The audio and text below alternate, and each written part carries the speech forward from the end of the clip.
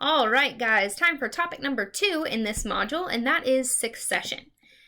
As we talked about in the last video, ecosystems are constantly changing in response to natural and human disturbances. We looked at some natural things like disasters. We looked at some things that humans do that cause changes in the environment, and our organisms have to respond and adapt to that in order to be able to survive and have the ecosystem have some sort of stability. Now, as an ecosystem changes, older inhabitants are gradually going to die out and new organisms have to move in, which causes even further change in our ecosystem. This is called succession. Succession is really any time the organisms in the ecosystem are changing.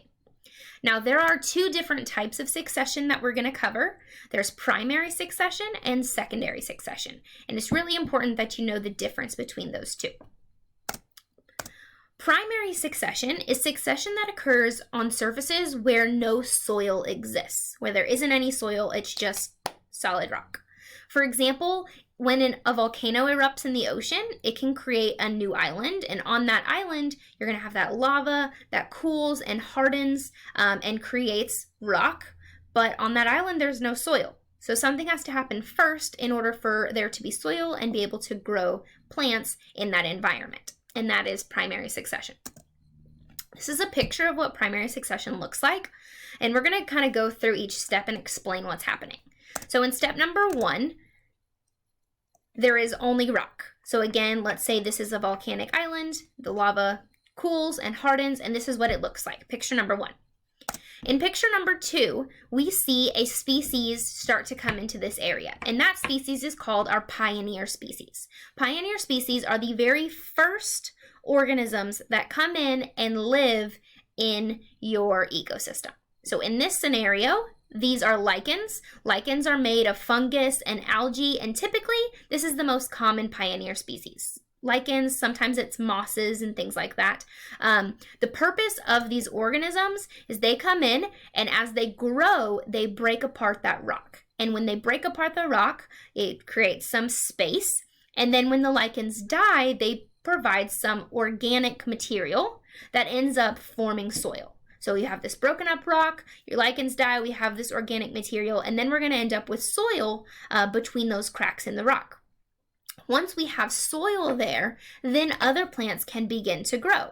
So we can have mosses that show up, small grasses, eventually we'll end up with some shrubs, and even later on we'll end up with some trees. And then if you wait like 150 years, you might have some giant oak trees.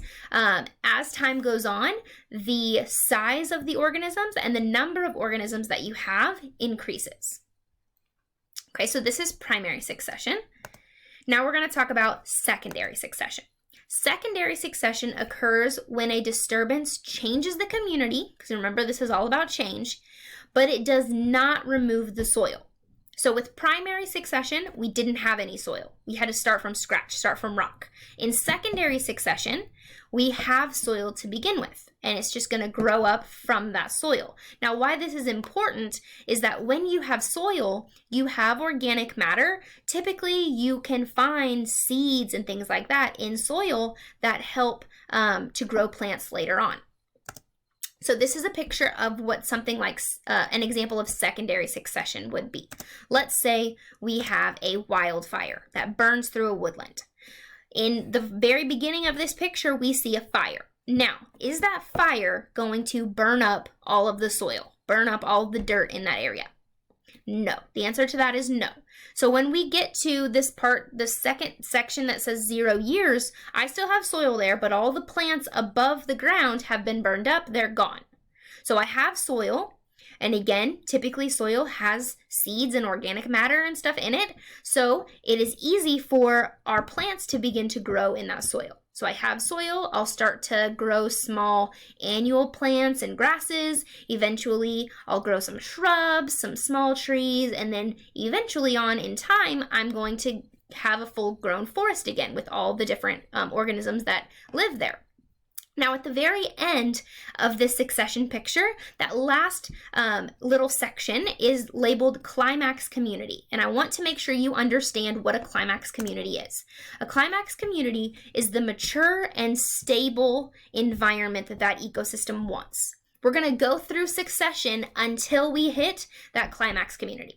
Once you've got a stable community, we're not going to be changing that much unless there is some kind of situation or disturbance that is making this environment change. So a climax community is where the ecosystem wants to be. They want to have a stable environment with lots of biodiversity. You have a climax community whether you're doing primary succession or secondary succession. As soon as you start to grow that population up, grow that ecosystem up, and you hit that stable environment, that is your climax community. Now, we're going to do some examples, some practice problems. As we go through these practice problems, make sure that you pause the video, answer the question for yourself, and then push play and hear my answer. Okay, so for this first question, we're going to put the following pictures in order of succession on this timeline, starting from 0 years all the way to 300 years. So pause for a second, see if you can put them in the order you think they go, and then push play and see the answer. The very first step to the succession, the very first picture should be F. Okay, so in F, we've got just rock. Remember, that's no organisms living. We're going to have some kind of species come in, some pioneer species like a lichen come in and try to break up that rock, create some soil. And then once we have the soil, then comes step D, which are small grasses. After that, we would have step C, which would be small plants, little shrubs, and then those are going to get bigger with B. After B, we would have step E, which are smaller trees. They're still pretty big, but they're smaller compared to the trees in step A, which would be our climax community when we've reached all the way our peak height, our peak number of organisms, and we have a stable condition. So if you look at this succession here, this timeline, it's pretty easy to put these pictures in order. You're going from the least number of organisms, the smallest organisms, up to the biggest and the most organisms in the ecosystem. Now, our second question for this slide is this primary succession or is this secondary succession? So again, press pause. The correct answer for this one is this is primary succession. And the way that we know that is that we are starting off with rock. There is no soil on the rock. It's just rock, and then our lichens have to come in and help us make soil. So this is primary succession. Let's move on to our second problem. Again, push pause, see if you can put these in the right order. The correct order for this succession, our first step in the succession would be B. In this picture, you can see this environment has had a disturbance. It has had a fire that's come through the area. It tells us here we've got ash layer, we've got some buried seeds under that soil there, but all of these organisms up top are either dead or dying. Step 2 in this series would be C. Whenever our organisms begin to grow back, we've got some small plants coming up from the ground from those seeds that were buried in the dirt, and then our larger tree is starting to get back some life to it. And then our last step in this succession would be A, which is our completely recovered forest. That is our climax community. That is the point in time where this ecosystem is thriving. Now, is this one primary succession or secondary succession? The correct answer for that is secondary succession. And the way that we know that is that there is soil. When that fire came through, it didn't get rid of the soil. It didn't get rid of the dirt. It just killed everything that was on top of it. But we still have that soil. And in this picture, you can clearly see the seeds that are in that soil and how in step C, those seeds sprouted. And that is what helped us to grow back this community. Okay. Let's look at this example here. Again, press pause, see if you can put them in the right order. Okay, step 1 in this succession would be B. We've got lichens, we've got moss on those rocks there. Again, they're going to break up, make some soil so that we can start to grow some plants. Step 2 would be D, where we've got grasses and herbs and small shrubs and tiny little tree seedlings. Then comes C, And then finally, we've got at the very end A, which is our large trees, lots of different biodiversity in this environment. Now, some questions that go along with this. Which one of these would you consider to be the pioneer community? The pioneer community in this example would be B, our lichens and mosses. Remember that your pioneer species, they're found in the pioneer community. Your pioneer species are the first things that come in and start to live in that area. What about our climax community?